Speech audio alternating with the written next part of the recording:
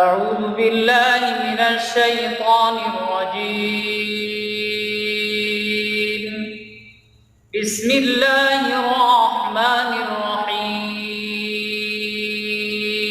الله وحده والصلاة والسلام على من لا نبي بعده.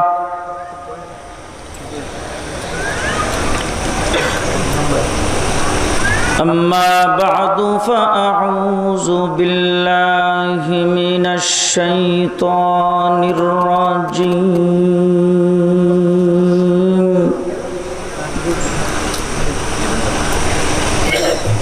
بسم الله الرحمن الرحيم.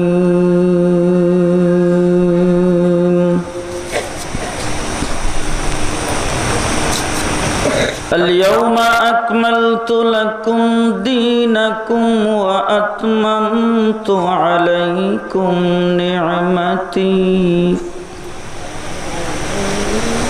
ورضيت لكم الإسلام دينا. صدق الله مولانا العظيم.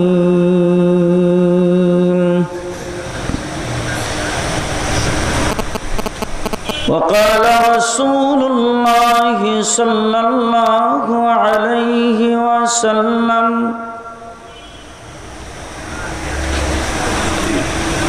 تركت فيكم أمرين لن تضلوا ما تمسكتم بهما كتاب الله وسنتي أو كما قال عليه الصلاة والسلام. اللهم صل على محمد وعلى آل محمد كما صليت على إبراهيم وعلى آل إبراهيم إنك حميد مجيد.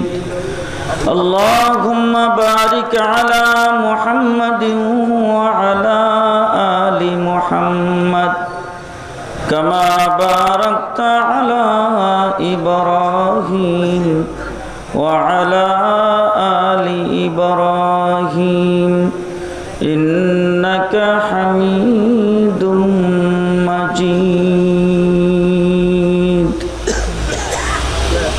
محترم صدر اجلاس، قابل احترام حضرات علماء کرام، আজিজ তোলাবা, সমবেত বেরাদরান ইসলাম, দীর্ঘ সময় উলামায়ে কেরামের জবান থেকে দিক নির্দেশনামূলক আলোচনা আপনারা শুনেছেন। আল্লাহ তাবারক ওয়া তাআলা আমাদের উপরে অগণিত দয়া এবং মায়া করেছেন যে আমাদেরকে আল্লাহ পাক ঈমানদার বানিয়েছেন। ঈমানদার বাবার সর্বশেষ এবং সর্বশ্রেষ্ঠ নবীর উম্মত বানিয়েছেন। আমরা যারা মুসলমান বলে দাবি করি, নিজেরে যারা মুসলমান বলে পরিচয় দেই, আমাদের পরিচয়টা কি? আমরা কারা? আমরা কোন প্ল্যাটফর্মের লোক, কোন গ্রুপের লোক? এইটা আমাদের সকলেরই বোঝা দরকার। আগে আমাদের নিজের পরিচয় নিজে জানা দরকার। আমি আজকে আপনাদের সামনে আমাদের নিজের পরিচয়টা তুলে ধরতে চাই। আমাদের এক নম্বর পরিচয় হলো আমরা সুন্নি। যদি কেউ না ঘুমাইয়া থাকেন তাহলে আমার সঙ্গে একটু হা হু কয়ে। আমাদের প্রথম পরিচয় আমরা সুন্নি,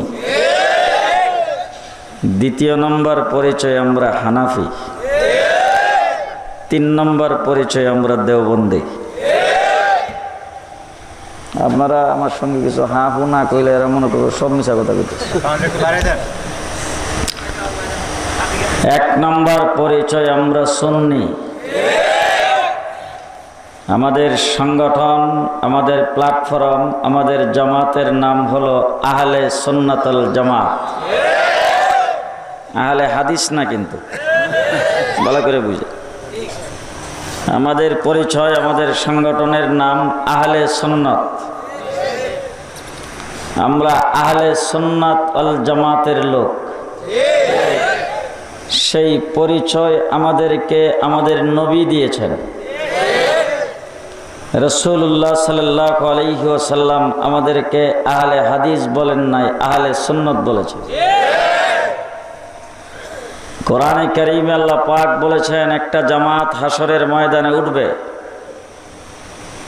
যাদের চেহারা হবে খুবই উজ্জ্বল, জান্নাতি চেহারা। তাদেরকে দেখলেই বোঝা যাবে যে তারা জান্নাতি। সাহাবায়ে কেরাম হুজুরকে জিজ্ঞাসা করেছেন, হুজুর এই গ্রুপটা কোন গ্রুপ, তারা কারা? রাসূল বলছেন, ওহুম আহলে সুন্নাতুল জামাত। তারা আহলে সুন্নাতুল জামাত, না আহলে হাদিস। আহলে হাদিস না, আহলে সুন্নাত। হাদিস আর সুন্নতের মধ্যে পার্থক্য আছে। রাসূল যেটা বলেছেন সেটা হাদিস, হুজুর যেটা করেছেন সেটা হাদিস, হুজুরের সামনে যেটা হয়েছে সেটা হাদিস, হুজুরের জমানায় সাহাবীরা যেটা করেছে সেটাও হাদিস। আর সুন্নত হলো সাহাবায়ে কেরাম যেই কাজটাকে আমলে পরিণত করেছেন সেটা সুন্নত। হুজুর করেছেন সেটা হাদিস, কিন্তু সাহাবীরা আমল করে নাই, হাদিস হয়েছে, সুন্নত হয় নাই। দৃষ্টান্ত স্বরূপ আপনাদের সামনে বলবো, আমার নবী দাঁড়ায়া প্রস্রাব করেছেন, হাদিসে আছে, না করেন না। রাসূল প্রয়োজনের খাতিরে দাঁড়ায়া প্রস্রাব করেছেন, হাদিসে আছে না নাই? এখন আপনি আমি দাঁড়ায়া প্রস্রাব করতে পারবো? তাইলে ওই হাদিসের উপর আমল না করতে পারলে আহলে হাদিস হইলাম কেমনে? ভালো করে বুঝেন। আহলে হাদিস হইতে গেলে রাসূলের সকল হাদিসের উপর যারা আমল করবে তারা হবে আহলে হাদিস। তাইলে রাসূল দাঁড়ায়া প্রস্রাব করেছেন, হাদিসে আছে, তাইলে দাঁড়ায়া প্রস্রাব উম্মতের জন্য করা জায়েজ নাই। তাইলে আহলে হাদিস হওয়া যাবে? আমার নবী মুহাম্মদুর রাসূলুল্লাহ সাল্লাল্লাহু আলাইহি ওয়াসাল্লাম ওযু সারা নামাজ পড়াইছেন, হাদিসে আছে, না করেন। আল্লাহর নবী আয়েশা সিদ্দিকার হুজরায় ঘুমাইয়েছেন, ঘুম থেকে উঠে রাসূল মসজিদে গিয়েছেন, জামাত তৈয়ার, রাসূল ইমামতির জায়গায় দাঁড়িয়েছেন, নামাজ পড়ে রাসূল যখন আসছেন, হযরত আয়েশা সিদ্দিকা রাদিয়াল্লাহু তাআলা আনহা রাসূলকে বলছে, হুজুর মনে হয় আপনার সাথে জিবরাইল আমিনের সাক্ষাৎ হয়েছে। হুজুর বলেন, আজকে জিবরাইল আসে নাই। তাইলে আপনি আমার ঘরে যে ঘুমাইছিলেন বোধহয় ভুলে গেছেন। আল্লাহর নবী বলেন, আমি সেটাও বলি নাই।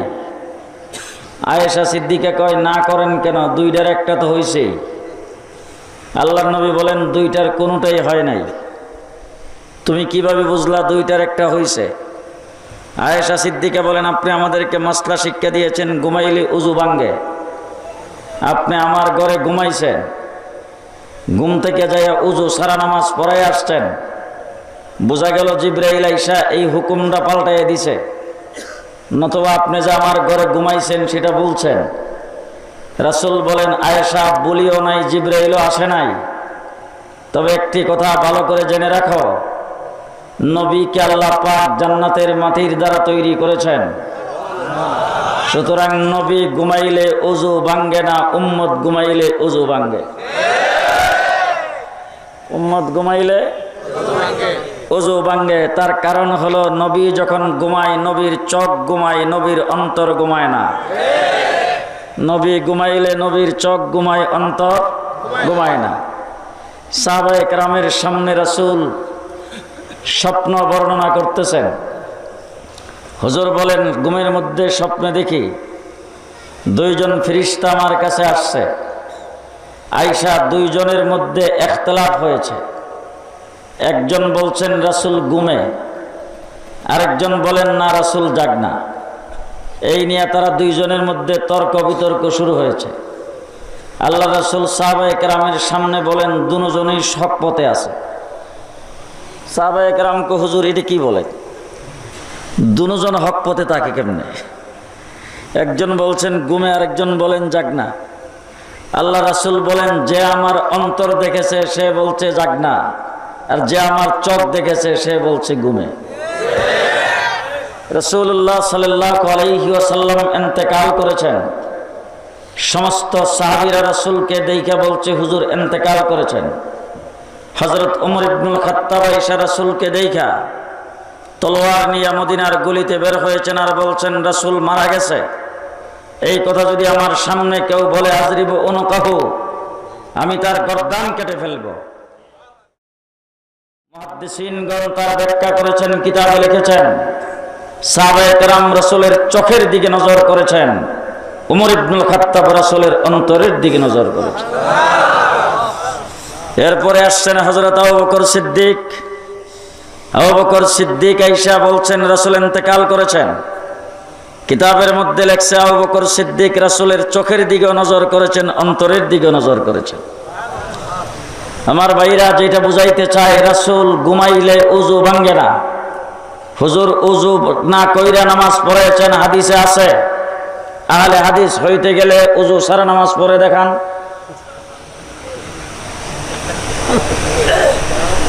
এখন বোধহয় আপনাদের ভিতরে কিছু রুগী বসা আছে মনে হয়, কথা কন না দি। আমার নবীর দরবারে আবু জাহেল আসছে, আয়েশা বলছে, ভাতিজা তুমি নবী যদি হয়ে থাকো একটা অলৌকিক ঘটনা দেখাও। রাসূল বলেন, চাচা ঘটনা কি জমিনে দেখাবো না আসমানে? আল্লাহ রাসূল এই কথা বলার পরে আবু জাহেল ওইটাকে, ভাবছিলাম তো জমিনের কথাই, তুমি যখন আসমানের কথা মনে করেছ, আসমানে দেখাইলে তো আরো ভালো হয়। আল্লাহর নবী পূর্ণিমার চন্দ্রীর রাত্র ছিল 14 তারিখে, আঙ্গুলটা এইভাবে ইশারা দিয়েছেন, আকাশের চন্দ্র দুই টুকরা করে ফেলেছেন। হাদিসে আছে না নাই? তাইলে যারা আহলে হাদিস দাবি করবেন, আপনাদেরকে বলবো, পূর্ণিমার চন্দ্রীর 14 তারিখের রাত্রে মসজিদের ইমাম সাহেবকে নিয়ে খোলা আকাশের নিচে দাঁড়াবেন, আঙ্গুল দিয়ে ইশারা দিয়ে চন্দ্র দুই টুকরা করতে পারলে আপনি আহলে হাদিস। সম্ভব? জোরে কোন সম্ভব? আরো দৃষ্টান্ত দিতে চাই, রাসূল বিয়ে করেছেন 11টা। 9 জন স্ত্রী রাসূলের একসাথে ছিল। কয়জন? হাদিসে আছে না নাই? হুজুর বিয়ে করেছেন, হুজুরের বয়স কত? স্ত্রীর বয়স কত? বিয়ে পড়াইছেন কে? মোল্লা কে? কাজী কে? সাক্ষী কে? উলিমা কি খাওয়াইছেন? সব কিছু হাদিসের মধ্যে বর্ণনা আছে না নাই? গজওয়ায়ে খাইবর যুদ্ধ শেষ, গনিমতের মাল জমা হয়েছে, অনেক মহিলা গ্রেফতার হয়েছেন কাফেরদের। আল্লাহর নবী সমস্ত গনিমতের মাল সাহাবায়ে কেরামের মধ্যে বন্টন করেছেন। মহিলারা যারা গ্রেফতার হয়েছিলেন তাদেরকে এক একজন সাহাবীর অধীনে এক একজনকে বন্দী বানায় দিয়েছেন। এমন সময় একজন মহিলা, আল্লাহর নবী অর্ডার দিয়েছেন সমস্ত কাফেলা মদিনার দিকে রওনা হবে। এমন সময় একজন মহিলা আয়েশা রাসূলকে বলতেছেন, ও আল্লাহর নবী, আমি খাইবরের বাদশার মেয়ে। কার মেয়ে? বাদশার মেয়ে। সুতরাং আমাকে যেই সাহাবীর অধীনে দিয়েছেন, ওই সাহাবী গ্রাম্য একজন মানুষ, এই নিম্নমানের লোকের সাথে আমার বনাবন্তি হবে না। হুজুর, আমি যেহেতু বাদশার মেয়ে, এই জন্য আপনি আমাকে আপনার অধীনে রাখেন। আল্লাহর নবী বলেন, আমি সাহাবীর অধীনে বন্টন করে দিয়ে ফেলেছি, এখন তুমি যত কথাই বলো আমি অনধিকার চর্চা করতে পারবো না। তবে তোমার প্রস্তাবটা সাহাবীকে বলতে পারি। যদি সাহাবী স্বেচ্ছায় রাজি হইয়া আমার অধীনে দিয়া দেয়, তাইলে আমি নিতে পারি। আল্লাহর নবী সাহাবীকে ডাইকা যখন এই প্রস্তাব করেছেন, সাহাবী বলেন, হুজুর একটা বান দিয়ে আমার জানটাই তো আপনার জন্য দিয়ে দিব। আল্লাহর নবী সাথে সাথে ওই মহিলাকে আল্লাহর নবীর অধীনে গ্রহণ করার পরে রাসূল ডাক দিয়ে বলছেন, ও মহিলা, আমি কাউকে বান্দি গোলাম বানাইবার জন্য পৃথিবীতে আগমন করি নাই। এই মুহূর্তে আমি তোমাকে আজাদ করে দিলাম। তুমি এখন ইচ্ছা করলে তোমার স্বজাতির কাছে ফিরে যেতে পারো। ওই মহিলা ডাক দিয়ে বলে, হুজুর, যেইভাবে হোক, যেই অবস্থায় হোক, রাসূলের দরবারে আমি আগমন করেছি। আল্লাহ রাসূলের সান্নিধ্য যখন পেয়েছি, এই দরবার থেকে আমি যাইতে চাই না। আমাকে বিয়ে করে স্ত্রীর মর্যাদা দিয়ে আপনার অধীনে আপনি আমাকে রাখেন। সেই জায়গায় আল্লাহর নবী সেই মহিলাকে বিয়ে করেছেন। কিতাবের মধ্যে তার নাম আসছে সফিয়া। হুজুর বলিলে কয়েন সফিয়া। বিয়ে হয়ে গেল। রাসূল কাফেলাকে ডাক দিয়ে বলেছেন, ও মুজাহিদিন কেরাম, ও মুজাহিদিনেরা, আজকে আমরা এখান থেকে যাব না, রাত্র যাপন এইখানে করব। আগামীকাল সকালবেলা উঠে রওনা হব। পরের দিন সকালবেলা আল্লাহর নবী সাহাবায়ে কেরামকে বলেছেন, ও সাহাবীরা, কার কাছে কি খাবার আছে, খাদ্য আছে, সব নিয়ে আসো। প্রত্যেকে খাদ্য নিয়ে আসছেন। কারো কাছে কিছু খেজুর, কারো কাছে কিছু ছাতু, কারো কাছে কিছু হালুয়া, কারো কাছে কয়েকটা খেজুর, কারো কাছে একটু গম, যার কাছে যা আছে সব নিয়ে আসছে। আল্লাহর নবী বলেন, দস্তরখান বিছাও। লম্বা দস্তরখান বিছাইছেন। সমস্ত খাবার দস্তরখানের মধ্যে রাখো। সমস্ত সাহাবায়ে কেরামকে ডাক দাও, দস্তরখানের চতুর্দিক দিয়ে বসো, বৈশা এখান থেকে খাও। গতকাল সন্ধ্যায় যে সফিয়ার সাথে আমার বিয়ে হয়েছে, সেই বিয়ার অলিমা। তাইলে রাসূল অলিমা কিভাবে খাওয়াইছেন হাদিসে আছে না নাই? বিয়ে করছেন কয়টা? 11টা। তাইলে আহলে হাদিস দাবি করলে আগামীকাল থেকে 11টা করেন। জি সম্ভব? আরো জোরে কোন সম্ভব? তাইলে আমাদের প্রথম পরিচয়, আমরা আহলে সুন্নাত আহলে হাদিস না। আসতে বলেন কেন? আমাদের প্রথম পরিচয় হলো আমরা আহলে সুন্নাত আহলে হাদিস না। ঠিক না বেঠিক? উলামায়ে কেরামকে সাক্ষী রেখে বলে যাচ্ছি, হাদিস সহিহ হয়, জয়ীফ হয়। সুন্নাত কখনো জয়ীফ হয় না, সব সময় সহিহ হয়। ঠিক না বেঠিক? হাদিস কোন হাদিস মনসুখ হয়, হাদিস নাসিখ হয়, মনসুখ হয়, কিন্তু সুন্নাত কোন সময় মনসুখ হয় না। ঠিক না বেঠিক? তাইলে আমাদের প্রথম পরিচয় আমরা আহলে সুন্নাত, আমরা আহলে সুন্নাত আহলে হাদিস না। ঠিক না বেঠিক? আমরা যত কাজকর্ম করি সব সুন্নাত করি। মসজিদের ভিতরে ডাইন পাও দিয়া ঢোকা হাদিস। আজ পর্যন্ত শুনছেন কোনদিন কেউ বলতে যে মসজিদে ডাইন পাও দিয়া ঢোকা হাদিস? হাদিস না সুন্নাত? মসজিদ থেকে বাম পাও দিয়া বের হওয়া হাদিস? জি আসতে বলেন কেন? হ্যাঁ, বাথরুমের ভিতরে বাম পাও দিয়া ঢোকা হাদিস? জি। বাথরুম থেকে ডাইন পাও দিয়া বের হওয়া হাদিস? হাদিস না সুন্নাত? ডাইন করারে শোয়া হাদিস না সুন্নাত? দস্তরখান বিছায়া খানা খাওয়া হাদিস না সুন্নাত? তাইলে যত আমল আছে সমস্ত আমল সুন্নাত। আমাদের পরিচয় হলো আমরা সুন্নি। ঠিক কিনা? ঠিক কিনা? এবার হাদিসে পাকে রাসূল যত জায়গায় আমলের কথা বলেছেন, কোন জায়গায় রাসূল একটা হাদিস কেউ দেখাইতে পারবে না। রাসূল হাদিসের কথা বলেছেন, সব জায়গায় রাসূল সুন্নতের কথা বলেছেন। আমি হাদিস পড়ব, ভুল হইলে আপনারা বলবেন আলাইকুম বি হাদিসি,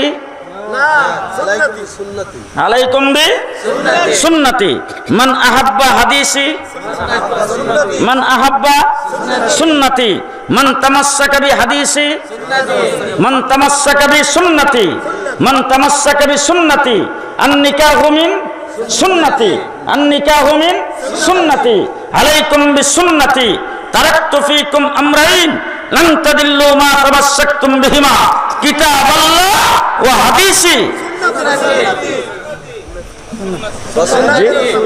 কিতাবাল্লাহ সুন্নতি না হাদিসি? সুন্নতি। তাইলে রাসূল যত জায়গায় আমলের কথা বলেছেন, সব জায়গায় সুন্নতের কথা বলেছেন, হাদিসের কথা কোথাও বলেন নাই। এই আমাদের প্রথম পরিচয়, আমরা আহলে সুন্নাত। পিছে যারা বসে এরা কয় না। আমাদের প্রথম পরিচয় আমরা আহলে সুন্নাত, ঠিক না ঠিক?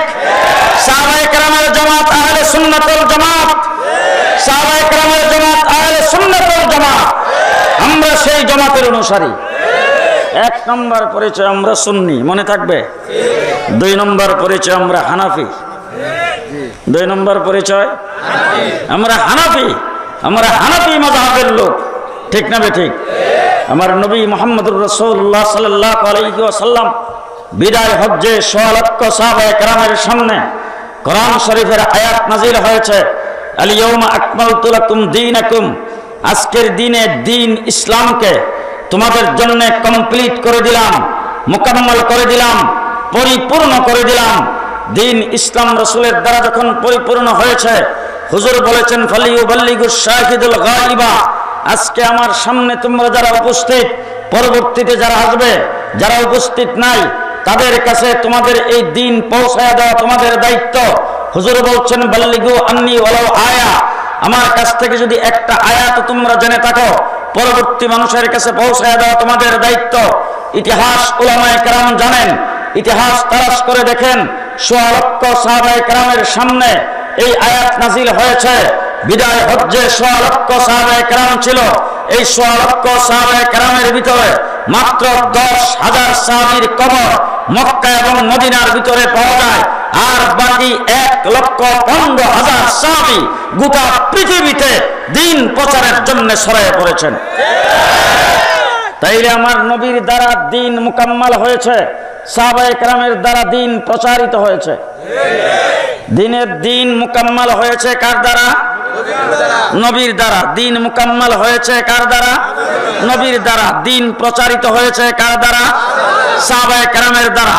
এবার আল্লাহ পাক কোরআন শরীফ নাজিল করেছেন, লেখানা মুখস্থ, মুখস্থ, মুখস্থ, লেখানা মুখস্থ, মুখস্থ।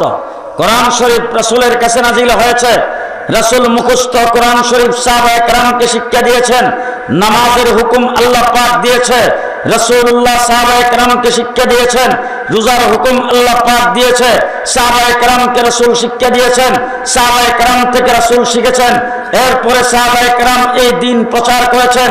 এখন এই দিনের জন্য, এই দামরাইবাসীর জন্য, কালামপুরবাসীর জন্য, ঢাকাবাসীর জন্য কিতাবাদির প্রয়োজন, লিপিবদ্ধ হওয়া প্রয়োজন। ইমামে আজম আবু হানিফা রাহমাতুল্লাহ আলাইহির মাধ্যমে এই দিন লিপিবদ্ধ হয়েছে, দিন প্রচারিত হয়েছে সাহাবায়ে কেরামের মাধ্যমে, দিন লিখিত পত্র হয়েছে ইমামে আজম আবু হানিফা রাহমাতুল্লাহ আলাইহির মাধ্যমে। বলা করে বুঝেন, ইমামে আজম আবু হানিফা রাহমাতুল্লাহ আলাইহি দিন লিপিবদ্ধ করেছেন। কিভাবে লিপিবদ্ধ করেছেন?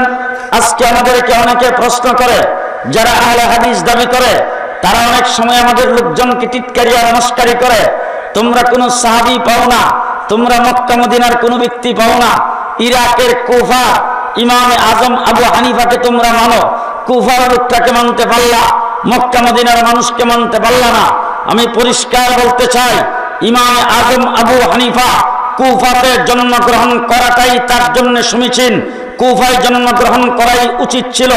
তার কারণ হলো আমার রাসূল সাল্লাল্লাহু আলাইহি ওয়াসাল্লাম বলেছেন, আনা মদিনাতুল ইলমে আলিয়ু বাবুহা, আমি হইলাম ইলমের শহর, আলী হইল সেই ইলমের দরজা। আমি ইলমের শহর, আলী হইল এই ইলমের দরজা। আপনাদের এই এলাকায় গড় সারা দরজা কোথায় আছে? শুধু দরজা ফিট করা আছে কোথাও? তাইলে বোঝা গেল দরজা ফিট করতে হইলে গড়ের দরকার, গড় বানাইতে হইলে দেওয়াল লাগবে। তো দেওয়াল তো ফাউন্ডেশন ছাড়াই হয়, ফাউন্ডেশনও লাগে, ছাদ বোধহয় লাগে না, ছাদও লাগে। তাইলে উলামায়ে কেরামকে সাক্ষী রেখে বলছি, ভালো করে মনে রাখেন, আল্লাহর নবীর হাদিসের ব্যাখ্যা হলো, আমি ইলমের শহর, হযরত আবু বকর সিদ্দিক সেই ইলমের ফাউন্ডেশন, আমি ইলমের শহর, ওমর ইবনুল খাত্তাব সেই ইলমের দেওয়ার, আমি ইলমের শহর, হযরত উসমান সেই ইলমের ছাদ, আমি ইলমের শহর, আলী সেই ইলমের দরজা। কথা বুঝে আসছে? ইলমের ফাউন্ডেশন কে? আবু বকর সিদ্দিক। ইলমের দেওয়ার কে? হযরত উমর রাদিয়াল্লাহু তাআলা আনহু, ইলমের সাত কে? হযরত উসমান। বাকি রইল কি? দরজা। এবার আসুন, আল্লাহর নবী যখন ইন্তেকাল করেছেন সর্বপ্রথম মসজিদ নববীর ইমাম হয়েছেন কে? জি, আবু বকর সিদ্দিক। খলিফাতুল মুসলিমিন হয়েছেন কে? আমিরুল মুমিনিন হয়েছেন কে? আবু বকর সিদ্দিক। আবু বকর সিদ্দিক ইমামতি করছেন চিটাগাং, ঢাকা, বাইতুল মুকাররম, কোথায়? জি, ভালো করে বুঝেন।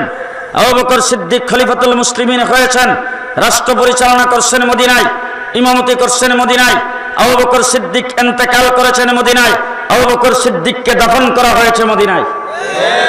আবু বকর সিদ্দিকের পরে তার জানিশিন হয়েছেন ওমর ইবনুল খাত্তাব, রাষ্ট্র পরিচালনা করছেন মদিনায়, ইমামতি করছেন মদিনায়, শহীদ হয়েছেন মদিনায়, দাফন করছেন মদিনায়। আবু বকর হযরত ওমর ইবনুল খাত্তাবের পরে হযরত উসমান গনি, ওমর ইবনুল খাত্তাবের জানিশিন হয়েছেন, ইমামতি করছেন মদিনায়, রাষ্ট্র পরিচালনা করছেন মদিনায়, ইন্তেকাল করেছেন মদিনায়, দাফন করেছেন মদিনায়। চতুর্থ খলিফা হযরতে আলী, আলী বাবুহা, আলী হইল ইলমের শহরের দরজা। আলী যখন চতুর্থ খলিফা হয়েছেন, ইমামতি করছেন কুফায়, রাষ্ট্র পরিচালনা করছেন কুফায়, শাহাদাত বরণ করেছেন কুফায়, দাফন করছেন কুফায়, ইমামে আজম জন্মগ্রহণ করেছেন কুফায়।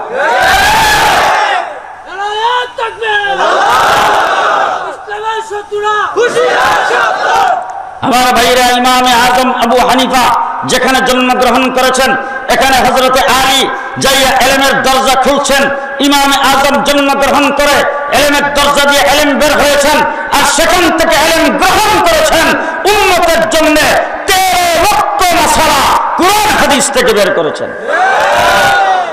13 লক্ষ মাসালা কোরআন হাদিস থেকে হযরত ইমামে আজম আবু হানিফা রাহমাতুল্লাহি আলাইহি বের করেছেন। এখন আমাদেরকে অনেকে বলে হাদিস আছে, কোরআন আছে, তারপরে আবার মুফতির দরকার কি? বলে কিনা অনেকে, মুফতির দরকার কি? ইমামে আজম আবু হানিফা রাহমাতুল্লাহি আলাইহির একজন শাগরিদ ছিল, তার নাম ছিল আমাশ। দেখতে শুনতে খুব বিশ্রী, চেহারা চক্কর ভালো না। বিয়ে করছেন, বউ বড় সুন্দরী। এখন সুন্দরী বউ বিয়া যেইভাবেই হোক হয়ে গেছে, কিন্তু বউ আইসা বেশি পছন্দ করে না। এখন বউ চাইতেছে কোন রকম যদি ফাঁকে ফুঁকে সুর তারতাম।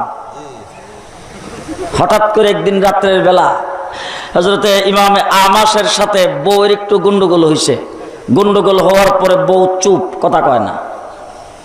অনেক ডাকাডাকি করেও যখন কথা বলাইতে পারে না, তখন হযরত ইমামে আমাশ বউরে ডাক দিয়ে কইছে, ফজরের আজানের আগে যদি তুমি মুখ না খোলো আর কথা না কও, তাইলে 3 তালাক। বউ তো এমনি চাই ছুটত, আর পাইছে সুযোগ, বুঝেন না কারবার। রাগের মাথায় এই কথা বলার পরে হুশ হইছে, হুশ হয়ে কইছে হাই রে সর্বনাশ, হে তো এমনি ছুটত স্যার, পাইছে এখন তার কথা কইতই না। দৌড়ে গেছে ইমাম আজম আবু হানিফার কাছে, যাই বলছে হুজুর কারবার হয়েছে। বলে কি হয়েছে? আমার যে সুন্দরী বউ, বউ তো এমনি ছুটত স্যার, আর রাগ করে বউরে আমি কথা কইছি, এখন বউ মুখের মধ্যে তালা দিছে ভালো করে। ইমামে আজম আবু হানিফা রাহমাতুল্লাহি আলাইহি বলেন, যাইয়া চুপচাপ যায় ঘুমাই থাকো, 3 তালাক না 1 তালাকও হবে না। বলে দিছে। এখন উনি তো দেখতেছেন মাসলাই তালাক হয়ে যাবে বউ যদি কথা না বলে, ফজর আজান দিলেই তালাক, ঘুমে আর ধরে না, আইসা খালি ডাইন বাম করত দিতেছে। হাই হাই রে, হুজুর তো কয়ে দিল আমার ঘুমাইতে, কিন্তু আমি তো মাসলা দেখতেছি তালাক হয়ে যাবে, উপায়টা কি হবে? বউ তো মুখ তালা দিয়ে বলছে, কথা কয় না। ইমামে আজম আবু হানিফা রাহমাতুল্লাহি আলাইহি মুয়াজ্জিনকে ডাক দিছে ফজরের নামাজের 1 ঘন্টা আগে। ডাক দিয়ে মুয়াজ্জিনকে আজান দাও। মুয়াজ্জিনকে হুজুর আজানের তো টাইম হয় নাই, বাকি আসলে 1 ঘন্টা। বলে আমি বলতেছি আজান দাও, আমি কইতেছি আজান দে। মুয়াজ্জিন 1 ঘন্টা আগে আজান দিছে। আজানের আওয়াজ ইমামে আমাশের ঘরে যায় পড়ছে। বউ আজানের আওয়াজ শুই না, ডাক দিয়া ক, এখন খুশি হয়েছে তো?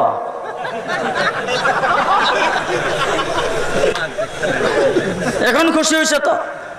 এখন বউ জিনিসপত্র গুছাইতেছে, তালাক তো হয়ে গেছে, ফজরের আজান হয়ে গেছে, কথা কই নাই, জিনিসপত্র গুছাইতেছে চলে যাওয়ার জন্য।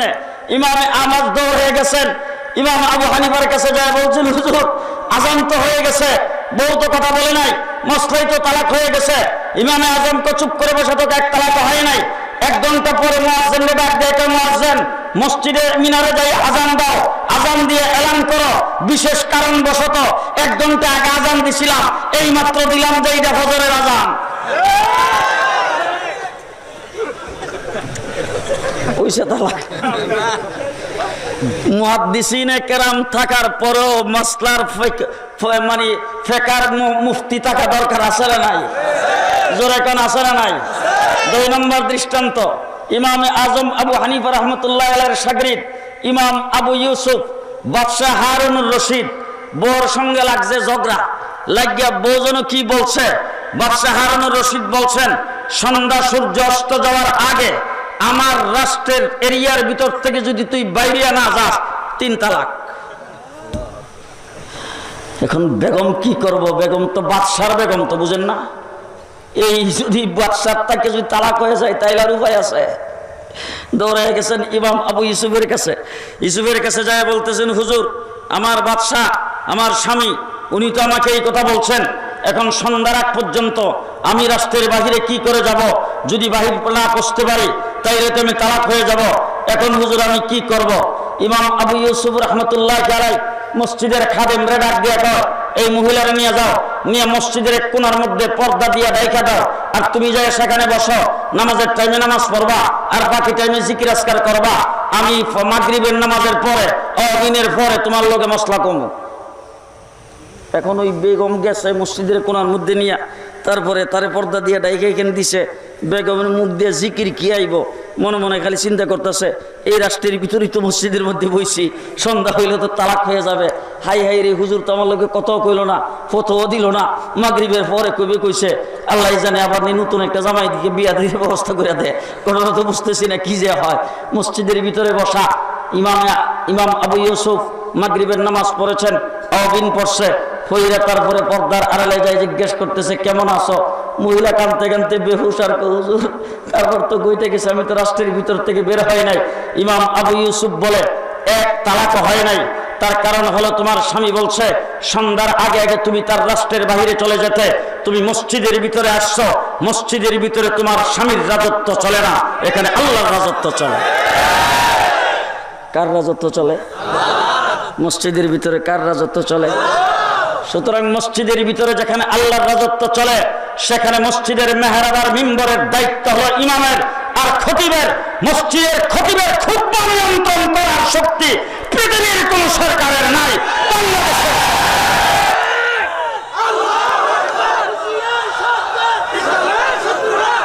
মুসলমান, আরেকটা দৃষ্টান্ত দিতে চাই। আল্লাহু আকবার, আল্লাহু আকবার। ফিকহের দরকার আছে না নাই? হাদিস কোরআনের পরও ফিকহের দরকার আছে কিনা?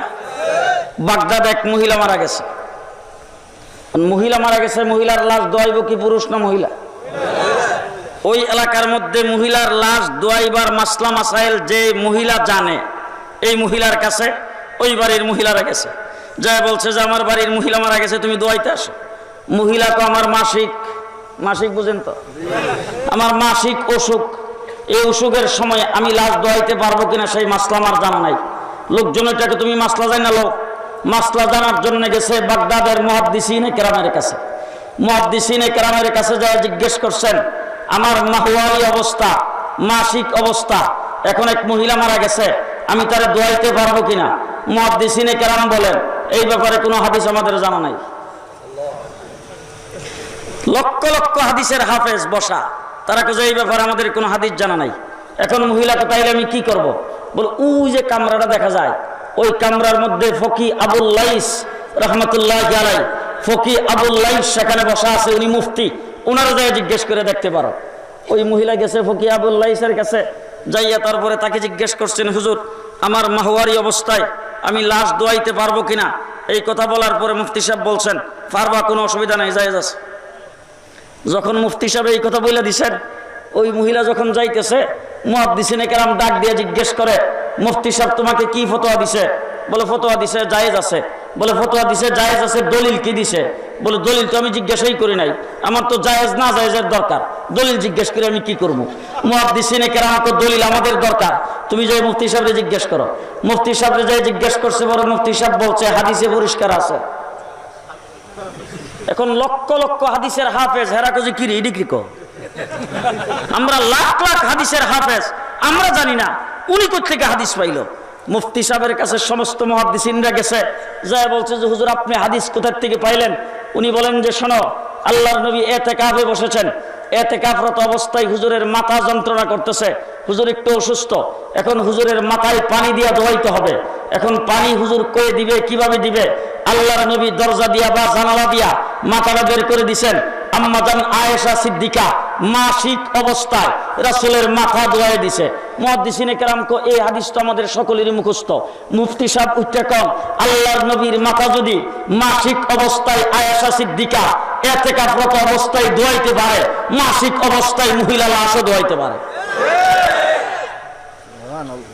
ও আমার ভাইরা, মুহাদ্দিসিনে কেরাম থাকা অবস্থায় মুফতির দরকার আছে না নাই? আছে না নাই? আমাদের 2 নম্বর পরিচয় আমরা হানাফি, 2 নম্বর পরিচয় আমরা হানাফি, 3 নম্বর পরিচয় দেওবন্দি। ভালো করে মনে রাখবেন, দেওবন্দ কোনো মাযহাবের নাম না, দেওবন্দ কোনো আলাদা মাযহাবের নাম না, দেওবন্দ কোনো নতুন দ্বীনের নাম না, দেওবন্দ হলো দ্বীনের পাহারাদারের নাম। ভালো করে বুঝবেন, দেওবন্দ দ্বীনের পাহারাদারের নাম। আমার ভাইরা, যেই দিন আমার রাসূল সাল্লাল্লাহু আলাইহি সাল্লামের মাধ্যমে মুকাম্মাল হয়েছে, সাহাবায়ে কেরামের মাধ্যমে প্রচারিত হয়েছে, ইমামে আজম আবু হানিফার মাধ্যমে লিপিবদ্ধ হয়েছে, এই দ্বীনের পাহারাদারি উলামায়ে দেওবন্দের মাধ্যমে হচ্ছে। ঠিক না বে ঠিক? 30 লক্ষ শহীদের বিনিময়ে অর্জিত বাংলাদেশ, ঠিক কিনা? 2 লক্ষ মা বোনদের ইজ্জত নষ্ট হওয়ার পরে বাংলাদেশ স্বাধীন হয়েছে, ঠিক না বে ঠিক? 1 সাগর রক্তের বিনিময়ে স্বাধীন করেছি বাংলাদেশ। এই বাংলাদেশের স্বাধীনতা কি গুলশানের হোটেলে বোমা মাইরা শেষ? আস্তে কর। সোলাকে ঈদগার মাঠে বোমা মাইরা শেষ? আরো জোরে কন। বাংলাদেশের 63টা ডিস্ট্রিক্টের মধ্যে বোমা মাইরা শেষ? বাংলাদেশে বোমা মাইরা যদি দেশের স্বাধীনতাকে নস্যাৎ করতে চায়, বাংলাদেশের ভিতরে বর্ডার দিয়া যদি কেউ অবৈধ প্রবেশ করতে চায়, বাংলাদেশ থেকে যদি অবৈধভাবে কেউ বের হইতে চায়, তাদেরকে পাহারা দেওয়ার দায়িত্ব বাংলাদেশের বিজিবি। বর্ডার গার্ড, কথা কয় না? পাহারা দেওয়ার দায়িত্ব কার? বর্ডার গার্ডের। এখন বর্ডার গার্ড পাহারা দেবে বাংলাদেশের স্বাধীনতার সার্বভৌমত্ব। দেশের ভিতরে যদি কেউ স্বাধীনতাকে নস্যাৎ করতে চায় বোমা মাইরা, তখন বর্ডার গার্ডের দায়িত্ব ফায়ার, ফায়ার, কথা কয় না? কি করা? ফায়ার। বাংলাদেশের ভিতরে যদি অবৈধ কেউ বর্ডার পাস হয়ে প্রবেশ করতে চায়, বর্ডার গার্ডের দায়িত্ব ফায়ার। বাংলাদেশের ভিতর থেকে যদি অবৈধভাবে কেউ বের হইতে চায়, বর্ডার গার্ডের দায়িত্ব ফায়ার। তেমনি করে আল্লাহর নবী দান শহীদ করা দিন, তাইফের জমিনে রক্ত দেওয়া দিন, আল্লাহর নবীর বেলালের বুকের উপরে পাথর চাপা দেওয়া দিন, সাহাবায়ে কেরামের জীবন দেওয়া দিন, সৈয়দ আহমদ বেরলভী বালাকোটের ময়দানে শাহাদাত বরণ করার দিন, কারবালার ময়দানে হুসাইন আহমদ মাদানী ও কারবালার ময়দানে হযরত হুসাইনের শাহাদাত বরণ করা, এই দিন, এই দিনের ভিতরে যদি কেউ অনুপ্রবেশ করতে চায়, অবৈধভাবে কেউ যদি ঢুকাইতে চায় কিছু, ফায়ার করার দায়িত্ব উলামায়ে দেওবন্দের। অবৈধভাবে, আস্তে, অবৈধভাবে যদি কেউ কোনো কিছু ঢুকাইতে চায়, ফায়ার করার দায়িত্ব দেওবন্দের। অবৈধভাবে যদি দিনের থেকে কেউ কিছু বের করতে চায়, ফায়ার করার দায়িত্ব উলামায়ে দেওবন্দের। উলামায়ে দেওবন্দ হলো দ্বীন ইসলামের বর্ডার গার্ড। উলামায়ে দেওবন্দ দ্বীন ইসলামের বর্ডার গার্ড। এখন জিজ্ঞেস করতে চাই, যদি বাংলাদেশের বর্ডার ফাঁস হইয়া অবৈধভাবে যদি কেউ প্রবেশ করতে চায়, তার মাথায় যদি ফাগরি থাকে,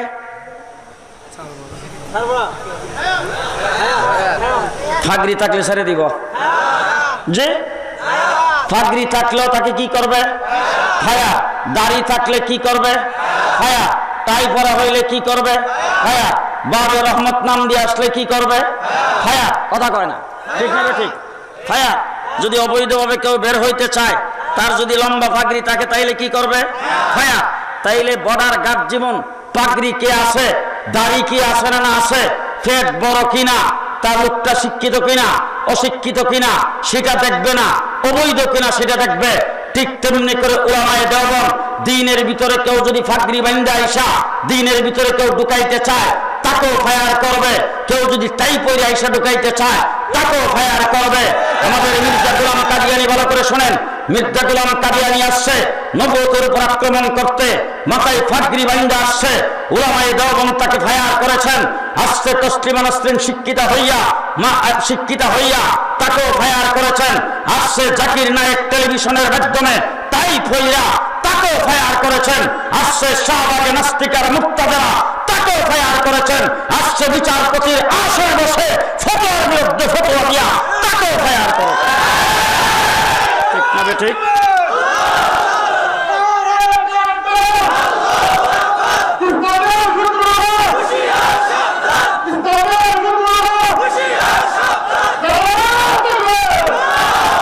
দ্বীনের ভিতরে অবৈধ কেউ কোনো কিছু প্রবেশ করাইতে চাইলে ফায়ার, দ্বীন থেকে কেউ অবৈধ বের করতে চাইলে ফায়ার। দৃষ্টান্ত স্বরূপ বলতে চাই, আসসালাতু আসসালামু আলাইকা ইয়া রাসূলুল্লাহ, আসসালাতু আসসালামু আলাইকা ইয়া হাবিবাল্লাহ, আসসালাতু আসসালামু আলাইকা ইয়া রাহমাতাল লিল আলামিন, আল্লাহু আকবার, আল্লাহু আকবার। হইল না, ঘুমাইছো জি? এখন আমরা যারা আসসালাতু আসসালামু আলাইকা আজানের আগে পরে কই না, আমরা রে কবিয়াদব, আমরা রাসূল সাল্লাল্লাহু আলাইহি সাল্লামের আশেক না। আমি একদিন দৌড়ে বললাম, যাই বেটা তুইও তো আজানের মধ্যে ভুল দিছ, তুইও তো বড় বিয়াদব। বলে কেমন হইলাম? বলে কালিমার অর্ধেকটা কইছো তার অর্ধেকটা কইছত না। বলে তাইলে কেমনে? আমি বললাম কালিমার অর্ধেকটা কইছো তার অর্ধেকটা কইছত না, পুরাটা কইবে লা ইলাহা ইল্লাল্লাহু মুহাম্মাদুর রাসূলুল্লাহ। যখন কইছি বলে মুহাম্মাদুর রাসূলুল্লাহ কই আজান শেষ করবে, হ্যাঁ বেলালে কইছে না, লাগে আমিও কইছি না। বেলাল কি আপনাদের কালামপুরের বেলাল? কোন বেলাল? হ্যাঁ যখন আমারে কইছে বেলালে কইছে না, এই জন্য আমিও কইছি না। আমি বললাম আসসালাতু আসসালামু আলাইকা, বেলালে কইছে না, এই লাগে আমরাও কই না। ঠিক না বে ঠিক? ঠিক না বে ঠিক? তাইলে আজানের মধ্যে অবৈধ প্রবেশ করাইল জি? হ্যাঁ, সকল ঈদের সেরা ঈদ ঈদে মিলাদুন নবী জি। আল্লাহ নবী বলেছেন আমার উম্মতের জন্য ঈদ দুইটা। কয়টা? আঙ্গুল দেখান, আঙ্গুল দেখান, আঙ্গুল দেখান, আঙ্গুল দেখান। আমার রাসূল বলেছেন উম্মতের জন্য ঈদ দুইটা, একটা হলো ঈদুল ফিতর আর একটা হলো ঈদুল আযহা। কয়টা? আল্লাহ নবী বলেছেন উম্মতের জন্য ঈদ দুইটা। কেউ যদি আয়েশা বলে সকল ঈদের সারা ঈদ ঈদে মিলাদুন নবী 12 রবিউল আউয়াল, 3 নম্বর আরেকটা ঈদ যদি আমদানি করতে চাই তাকে আরো জোরে মন থাকবো, মন থাকবো, মন থাকবো। তারাবির নামাজ কয় রাকাত? হ্যাঁ, তারাবির নামাজ কয় রাকাত? এখন কেউ যদি আয়েশা বলে তারাবির নামাজ 8 রাকাত, 8 রাকাত কইয়া 12 রাকাতকে যদি বের করতে চাই জি, মন থাকবো। জুমার নামাজের আজান কয়টা? জোরে কান। জুমার নামাজের আজান দুইটা। কেউ যদি আয়েশা বলে জুমার নামাজের আজান একটা, একটা কই আর একটাকে বের করে দেয় আরো জোরে, মন থাকবো, মন থাকবো। তবে ফায়ারে ফায়ারে বেশ কম আছে, কথা কয় না হলে কালকেই দেখবেন কই বলে এ রে এই হুজুর হইল জিএমবির সদস্য। আমার ভাইরা, বর্ডার দিয়া যদি অবৈধভাবে কেউ প্রবেশ করতে চায়, অবৈধভাবে যদি কেউ বের হইতে চায়, বর্ডারের দায়িত্ব হলো ফায়ার করার। তাদের ফায়ারের নাম হইল বন্দুকের গুলি, তাদের ফায়ারের নাম হইল রাইফেলের গুলি, তাদের ফায়ারের নাম হইল স্টেন গান আর মেশিন গানের গুলি। আর দ্বীনের মধ্যে যদি কেউ অবৈধ কিছু প্রবেশ করাইতে চায়, দ্বীন থেকে যদি অবৈধ কিছু বের করতে চায়, উলামায়ে দেওবন্দ ফায়ার করবে। তাদের ফায়ারের নাম হলো কোরআন হাদিসের দলিল। তাদের ফায়ারের কি নাম? কোরআন হাদিসের দলিল। আর তাদের ফায়ারের নাম হলো বন্দুকের গুলি। ঠিক না বে ঠিক? ঠিক না বে ঠিক? এখন আমার ভাইরা, রাস্তাঘাটে পুলিশ চেক করে কিনা? জি, চেক করে। আমার গাড়ি যদি চেক করে, আমার গাড়িও তো করে। হঠাৎ করে গাড়িটা থামাইলে আমি ড্রাইভারে বলি ভিতরে লাইট জ্বালে দাও, গ্লাস খোলো, ড্রাইভারের নামতে গেলে তাড়াতাড়ি নামো, কাগজপত্র দেখাও, ব্যাগ ডালা খুলতে হইলে খোলো, ভিতরে লাইট জ্বালে ভালো করে দেখাও, 100 বার দেখাবো, এটা তাদের দায়িত্ব, ঠিক না বেঠিক? আমার মাদ্রাসার ভিতরে আসো, আইসা যদি তুমি কোনো কিছু পাও সেটাও তোমার দায়িত্ব। প্রত্যেকটি মাদ্রাসার মধ্যে যে ছাত্রদের ট্রান সুটকেস পর্যন্ত চেক করা আমাদের আপত্তি নেই, সেটা তোমাদের দায়িত্ব, ঠিক না বেঠিক? এবার আমার ভাইরা, দেশের স্বাধীনতার সার্বভৌমত্ব সন্ত্রাস মুক্ত করার জন্য, দেশের স্থিতিশীল অবস্থা ফিরিয়ে রাখার জন্য যেমন পুলিশের দায়িত্ব চেকিং করা, তেমনি করে দ্বীনের মধ্যে কোনো কিছু ঢুকাইলে সেখানে চেকিং করার দায়িত্ব উলামায়ে দেওবন্দের। উলামায়ে দেওবন্দের। এখন যেইভাবেই আসে, জাকির নায়েক যদি আসে চেক করব আমরা, দেওয়ানবাগি আসলে চেক করব আমরা, মির্জা গোলাম কাদিয়ান আসবে চেক করব আমরা, ফতোয়ার বিরুদ্ধে রায় দিবে চেক করব আমরা, শাহবাগে বৈশা নবীকে গালি দিবে চেক করব আমরা, ঠিক না ঠিক?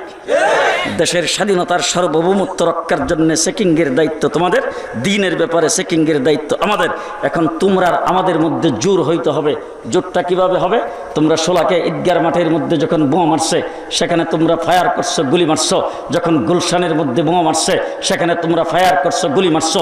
আমরা তোমাদের শক্তি যোগাইবার জন্য মানববন্ধন করে আমরা তোমাদের শক্তি যোগাইছি।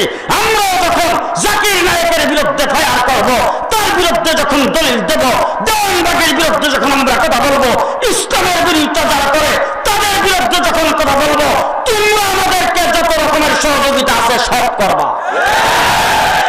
আমরা তোমাদের সহযোগী, তোমরা আমাদের সহযোগী, ঠিক না বেঠিক? আমার ভাইরা, আমাদের পরিচয় কয়টা?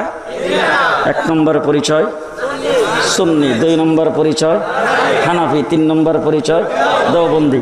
আল্লাহ তাবারক ওয়া তাআলা আমাদেরকে সহি সিরাতে মুস্তাকিমের উপর চলার তৌফিক দান করুক। ওয়া আখিরু দাওয়ানা আনিল হামদুলিল্লাহি রাব্বিল আলামিন। ربنا تقبل منا إنك أنت السميع العليم وتب علينا إنك أنت التواب الرحيم. السلام عليكم ورحمة الله وبركاته.